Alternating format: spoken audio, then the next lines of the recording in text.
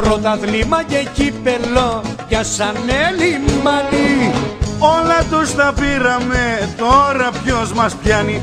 Άντε γεια, άντε γεια, άντε και καλή καρδιά. Άντε γεια, άντε γεια και τα δυο στον Πειραιά.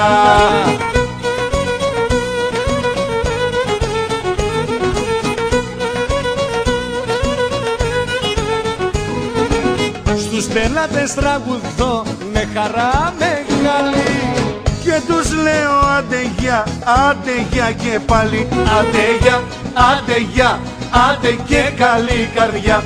Άντε γεια, άντε γεια και τα δυο στον Πειραιά.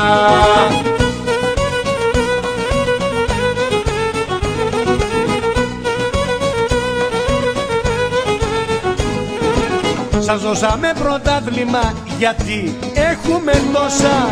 Μα δεν το σεβαστήκατε και βγάλατε και γλώσσα. Άντε γεια, άντε γεια, άντε και καλή καρδιά. Άντε γεια, άντε γεια και τα δυο στον Πειραιά.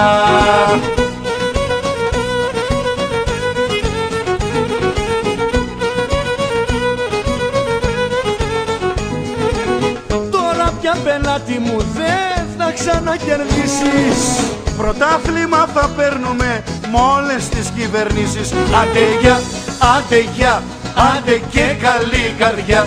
Άντε γεια, άντε γεια και τα δυο στον Πειραιά.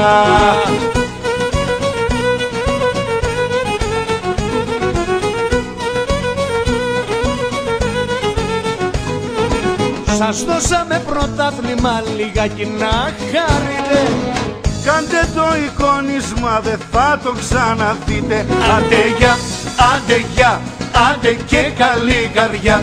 Άντε γεια, άντε γεια και τα δυο στον Πειραιά.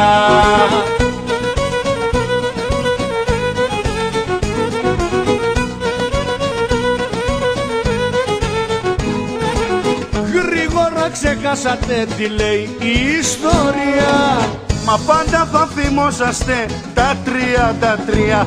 Άντε γεια, άντε γεια, άντε και καλή καρδιά. Άντε γεια, άντε γεια και τα δυο στον Πειραιά.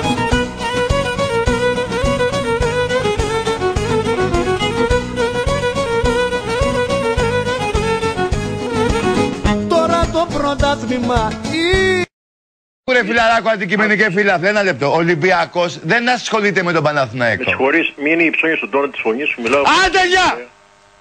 Δεν είναι υψώνω τον τόνο της φωνής μου. Απλά ακούς δυνατά εσύ.